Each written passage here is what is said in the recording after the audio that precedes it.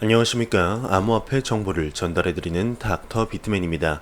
네, 현재 비트코인이 나홀로 상승세를 보여주고 있습니다. 13,000달러를 회복하면서 3.14%가 상승을 한 모습을 보여주고 있는데요.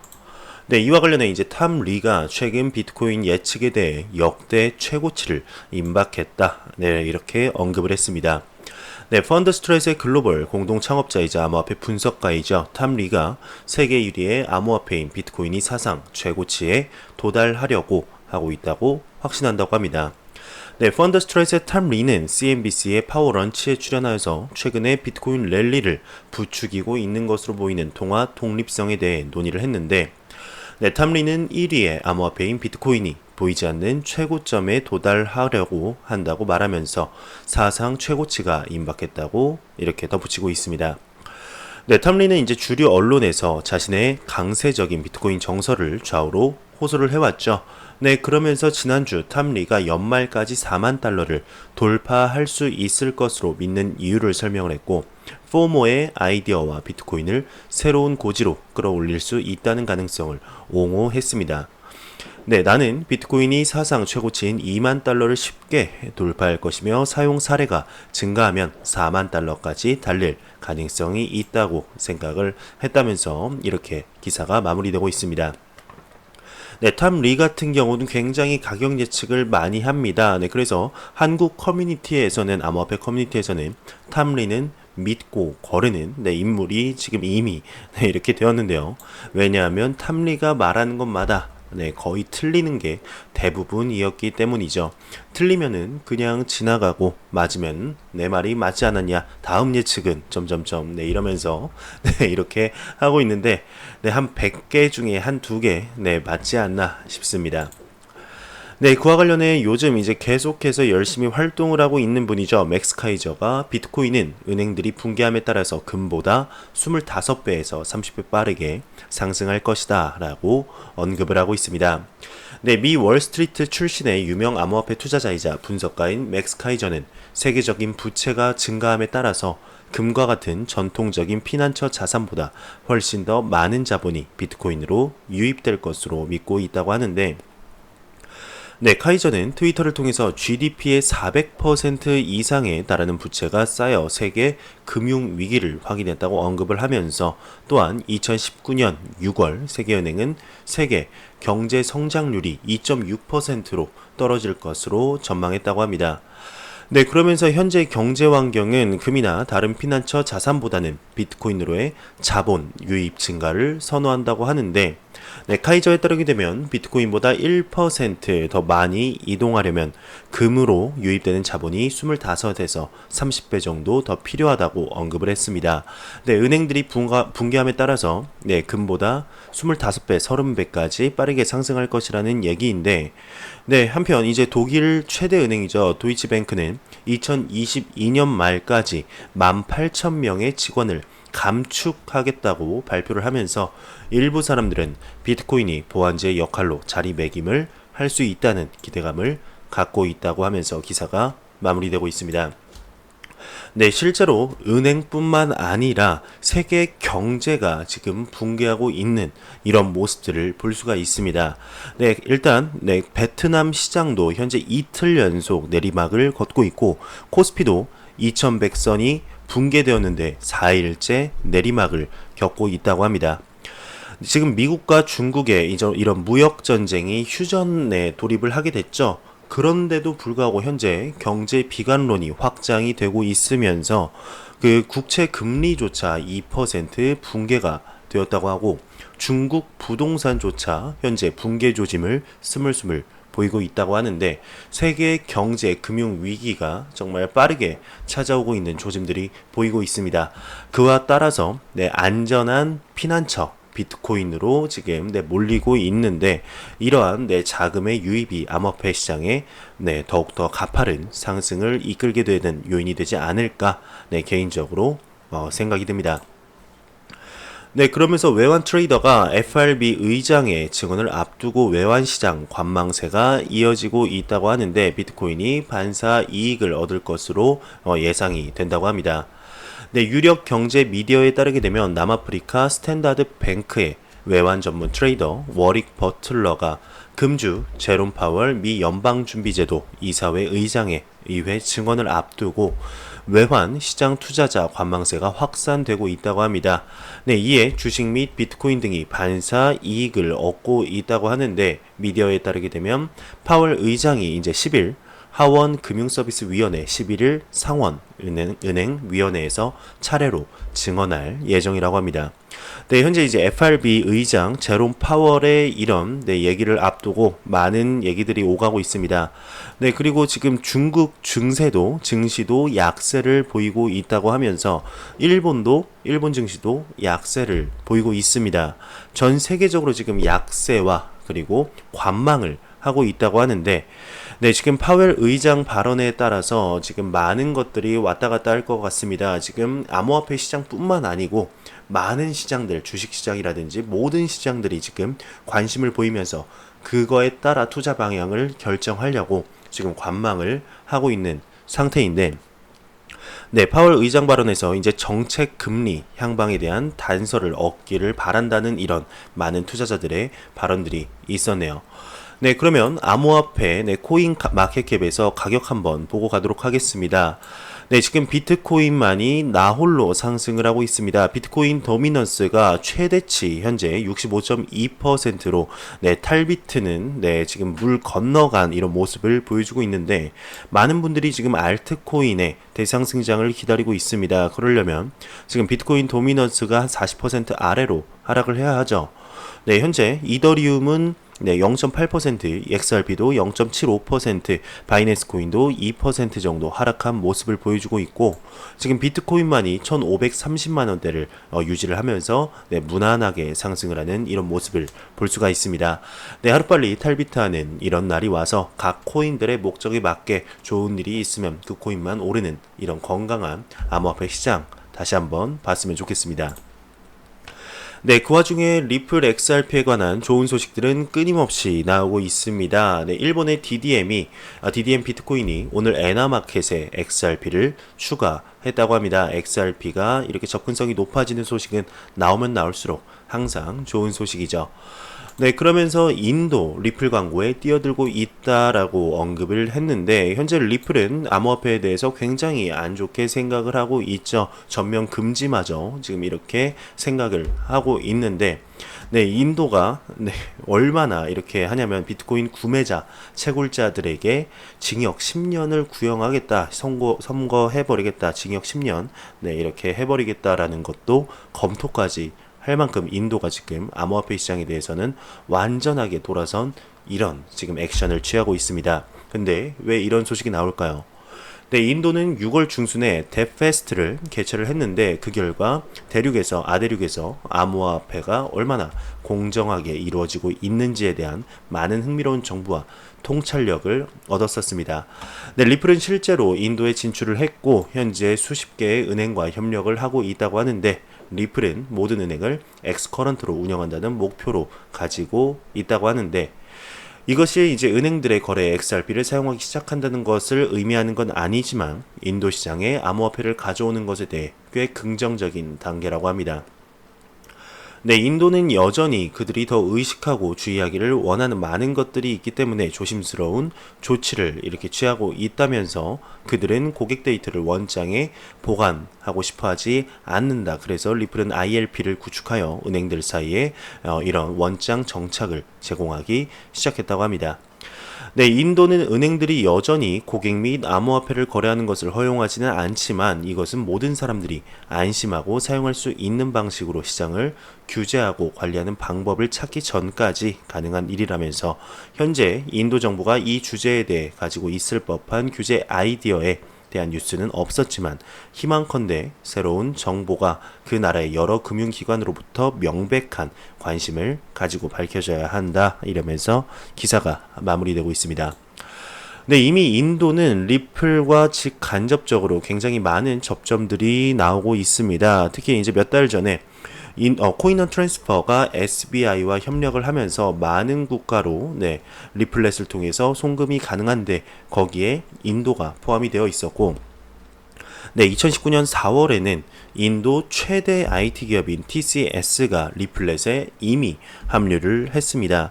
네, 그러면서 오만 2대 은행 또한 인도와의 국경 간 결제 처리를 통해서 리플렛을 이용하겠다 공식적으로 발표를 한 이런 내용이 있고, 그 외에도 굉장히 많은 내용들이 리플과 인도의 접점을 보여주고 있습니다. 네, 과연 인도가 암호화폐에 대해서 어떻게 바뀌게 될지, 정말 리플이 그 생각을 조금이라도 바꿀 수 있을지, 그리고 리플 XRP 점점 확장돼 가고 있는데 과연 XRP의 좋은 호재거리들은 암호화폐 XRP 가격에 어떻게 영향을 주게 될지 한번 지켜보도록 하겠습니다. 네, 그러면서 리플 XRP가 모든 나라에서 긍정적인 반응이다라는 기사가 나왔습니다. 트위터에 있는 최근 일주일 동안의 암호화폐 관련 거를 분석한 더 타이는 시가총액 상위 5개 암호화폐에 대해 사람들이 갖고 있는 긍정 및 부정의 정서 등 다양한 조사를 실시했다고 하는데, 네, 더타이의 보고서에 따르게 되면 전 세계적으로 라이트코인이 긍정적인 트윗의 비율이 가장 높았다고 합니다. 다음은 XRP, 이더리움, 비트코인, 비트코인 캐시 순이었다고 하는데, 네, 암호화폐의 트윗 수는 미국이 가장 많았다고 합니다. 미국의 트윗에서 가장 많이 등장한 주제는 라이트코인이 49.17%, 그리고 XRP가 42.52%라고 하는데, 그 다음으로는 영국. 네, 영국에서는 리플 XRP가 가장 많이 언급이 됐다고 하네요.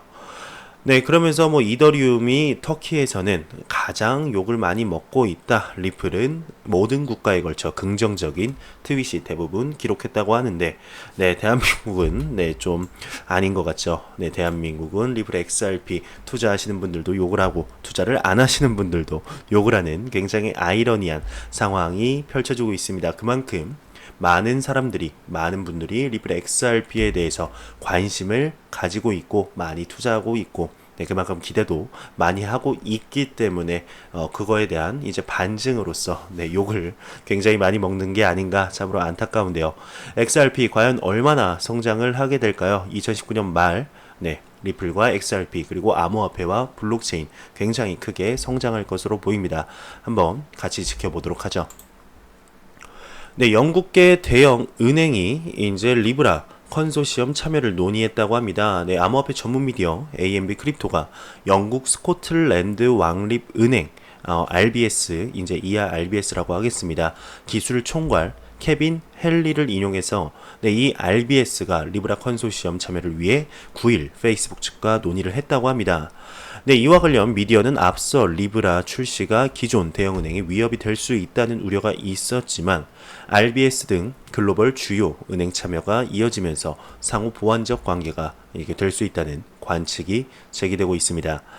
네, 현재 이제 리브라 컨소시엄에 이렇게 가입한 국가가 아니죠, 업체들을 보게 되면 비자, 마스터카드 등 카드 업체, 그리고 전자상거래, 벤처 캐피탈, 온라인 기술 업체 등 28개가 참여 의사를 이렇게 밝히고 있고, 그리고 애플, 구글, 아마존, 마이크로소프트 등 정보통신 대기업은 리브라에 참여하지 않고 있습니다. 그리고 은행도 현재 참여하지 않고 있는데, 네, 이 스코틀랜드 왕립 은행이 참여를 현재 논의했고 참여를 하게 된다면 세계 최초의 리브라 컨소시엄에 합류한 이런 은행이 되지 않을까 싶습니다. 영국의 대형 은행이기 때문에 이 은행이 들어가게 된다면은 영국의 그 밑에 있던 다른 조그만한 은행들도 자연스럽게 참여되지 않을까. 그리고 영국에서 영국은행이 참여한다면 많은 국가들이 또 한번 리브라 컨소시엄에 참여하는 계기가 되지 않을까, 개인적으로 그렇게 생각이 들게 되네요. 네, 그러면서 비트맥스의 CEO가 페이스북 코인이 출시되면 페이팔 그리고 은행이 망한다라고 언급을 했습니다. 네, 세계 최대 암호화폐 마진거래소 비트맥스의 최고 경영자 CEO인 아더 헤이즈가 최근 인터뷰에서 페이스북의 암호화폐 프로젝트 리브라는 은행들의 최대 경쟁자로 떠오를 것이라면서 디지털 토큰은 리브라의 첫 번째 서비스일 뿐이다. 대출 등 은행 영역의 서비스를 제공하기 시작하면 상업은행의 수익 창출 가능성을 완전히 파괴시킬 수도 있다라고 언급을 했는데, 네, 정말 페이스북 리브라에 관해서 이런저런 얘기가 굉장히 많습니다. 거의 어느 정도냐면 페이스북 리브라만 등장하면 전 세계 금융 경제 전반이 모두 다 리브라를 통해서 마치 이뤄질 것 마냥 이렇게 호들갑을 떠는 이 정도는 정말 호들갑이라고 말해도 부족하지 않습니다. 그 정도로 지금 하고 있는데 정말 막대한 영향력을 끼칠 것으로는 생각이 들지만 이거를 출시한다고 해서 은행들이 망할 것 같지는 않습니다. 지금 그 기득권 세력인데 얼마나 본인들의 돈을 지키려고 노력을 할까요? 은행이 망하면은 정말 리브라 전 세계 금융 독재가 시작이 돼도 무방합니다. 정말 그 꼭대기 끝에는 그 마크 저커버그가 있을 만큼 그만큼 큰 영향력일 텐데요. 그 정도까지 성장하려면 정말 많은 시간이 정말 많은 시간이 필요하지 않을까 싶습니다. 그리고 페이스북 암호화폐 리브라 아침에도 이렇게 전해드린 소식인데 규제 문제로 인해 인도에서는 출범하지 않을 것이라고 이제 공식적으로 나왔습니다.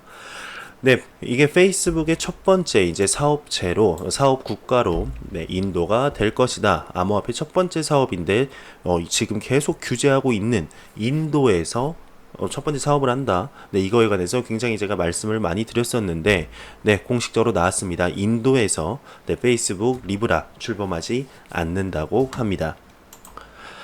바이낸스 싱가포르가 법정화폐 거래 플랫폼을 공식 출시한다는 소식이 나왔습니다. 바이낸스는 싱가포르의 공식 출범을 발표했는데, 이 플랫폼은 싱가포르 사용자들이 암호화폐 통화와 법정 통화인 싱가포르 달러로 직접 거래를 할 수 있게 해준다고 합니다. 바이낸스 싱가포르는 4월에 소프트 론칭을 한 바 있는데 이후 사용자 증가율이 주당 20% 안팎의 날의 거래량이 급증했다고 합니다. 싱가포르 투자자들은 이제 SGD, 즉 싱가포르 달러로 비트코인, 이더리움, 바이낸스 코인을 살 수 있다고 하는데 이 거래는 바이낸스가 버텍스 벤처스와 협력하여 지지한다고 하네요.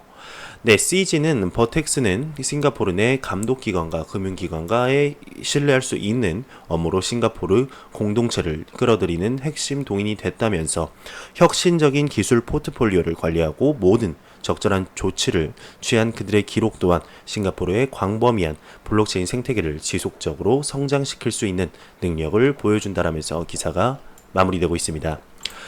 어제 이제 싱가포르에 관한 소식이 나왔죠. 암호화폐 면세 혜택을 주겠다라고 얘기를 했습니다. 이 말을 더 쉽게 말씀드리면 암호화폐 거래에 관해서 세금을 부과하지 않겠다. 거의 싱가포르가 이제 암호화폐 유토피아가 되는 날이 오지 않을까 싶습니다. 많은 기업들이 이제 가겠죠. 암호화폐 관련해서 암호화폐 사업을 밀어주고 있는데 당연하겠죠.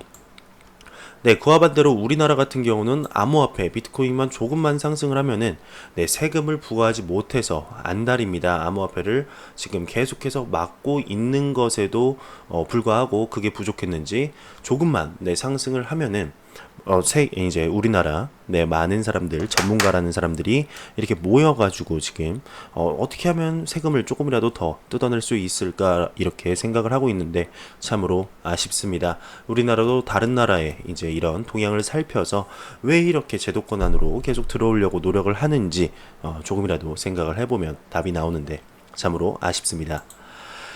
그러면서 바이낸스의 CG가 FATF 규제는 암호화폐를 이해 못한 결과이다 라고 언급을 했습니다. 국제 자금 세탁 방지 기구 이하 FATF라고 부르겠습니다.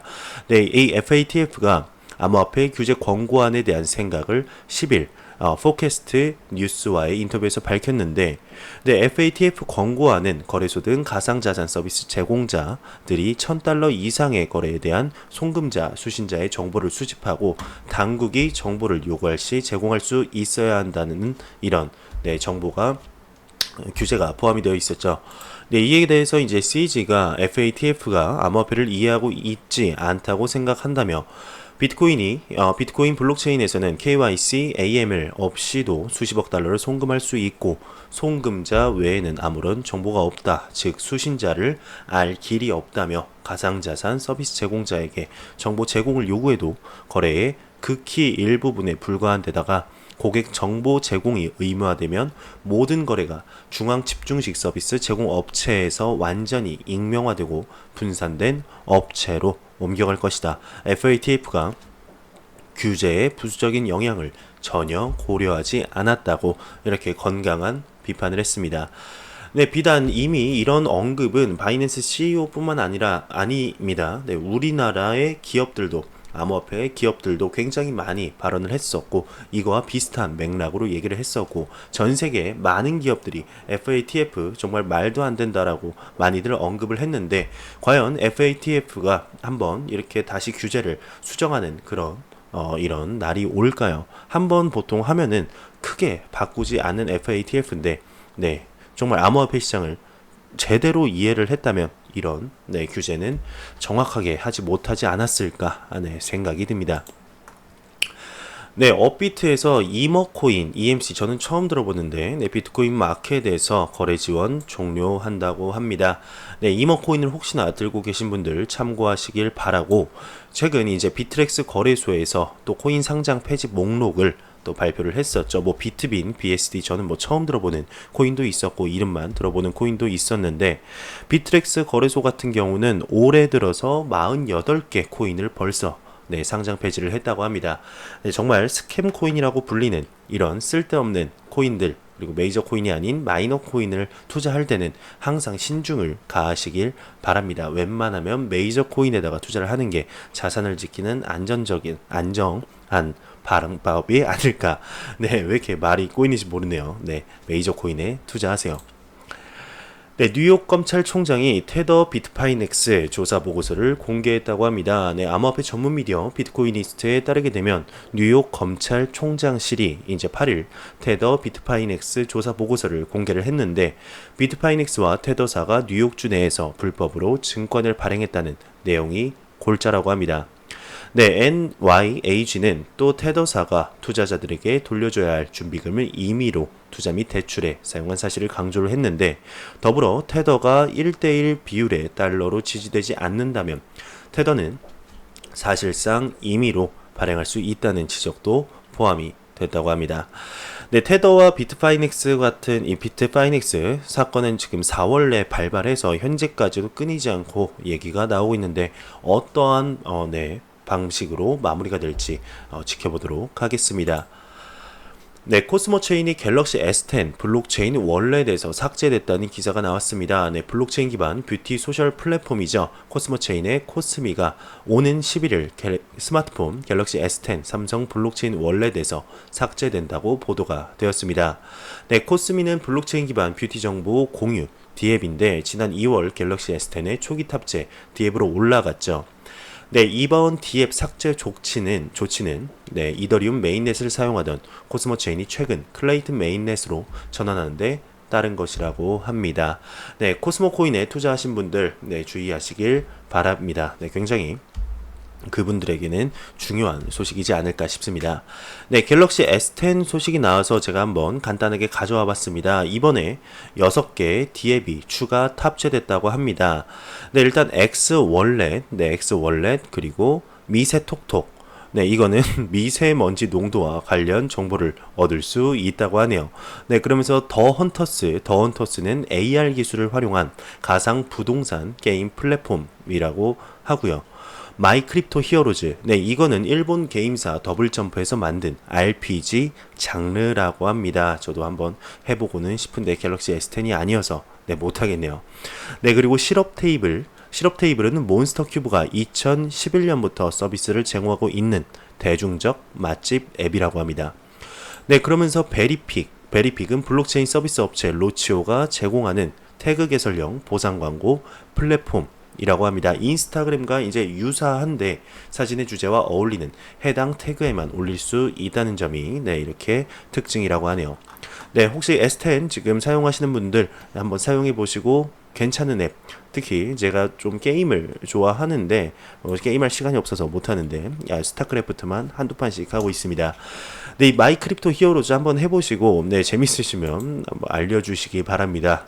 네, 트레저 하드 월렛 중요 결함이 발견되었다고 합니다. 5분 내에 시드가 추출 가능하다고 하는데 레저 보안팀 돈존의 연구 결과에 따르게 되면 트레저 1, 트레저 T, 킵키 등 트레저 기반 하드웨어 월렛에서 5분 안에 지갑의 마스터키인 시드를 추출할 수 있다는 결함이 발견되었습니다. 굉장히 치명적인 결함이죠.